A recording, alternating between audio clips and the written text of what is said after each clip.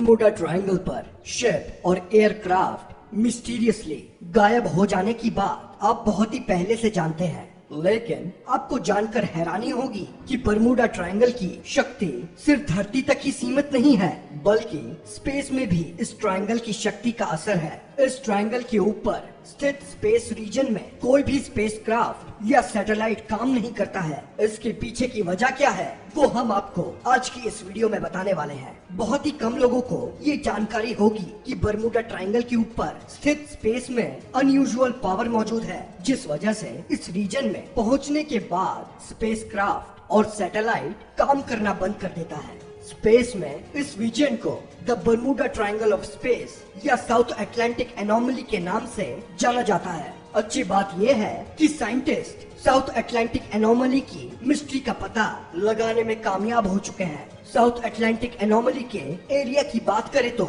ये जिम्बाब्वे से चिली तक फैला हुआ है। इस रीजन में सोलर रेडिएशन के खिलाफ धरती का सुरक्षा घेरा किसी और जगह की तुलना में काफी कमजोर है। जब इस रीजन से कोई स्पेस या सैटेलाइट गुजरता है तो इसके पास अचानक से काम करना बंद कर देता है या फिर कुछ पार्ट टूटकर अलग भी हो जाता है। इस वजह से जब भी किसी स्पेसक्राफ्ट को लॉन्च किया जाता है तब स्पेस के बर्मुडा ट्रायंगल से होने वाले खतरे का खास ख्याल रखा जाता है। स्पेसक्राफ्ट के अलावा यदि उसी जोन में एस्ट्रोनॉट भी मौजूद हो तो उन्हें भी थोड़ा बहुत बदलाव महसूस होता है। South Atlantic anomaly inner Van Allen radiation belt से जुड़ा हुआ है। धरती के पास दो एलन रेडिएशन बेल्ट है। उनकी शेप में धरती को चारों ओर से घेरा हुआ है।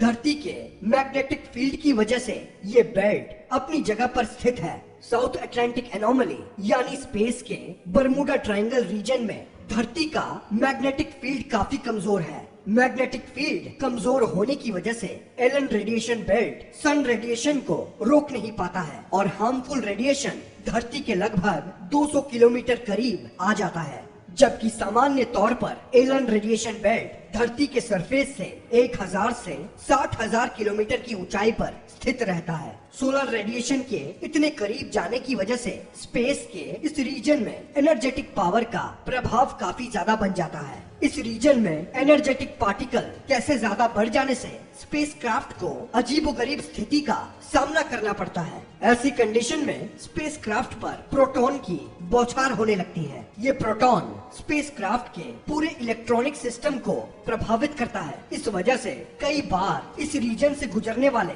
स्पेसक्राफ्ट का कोई पार्ट काम करना बंद कर देता है या फिर टूट जाता है। जब भी कोई स्पेसक्राफ्ट इस रीजन से होकर गुजरता है तो धरती से उसका कम्युनिकेशन सिस्टम भी बंद हो जाता है। साउथ अटलांटिक एनोमली के स्पेस मिशन में पड़ने वाले देश की बात करें तो उनका नुकसान ऑलमोस्ट सभी स्पेस एजेंसीज को भुगतना पड़ता है।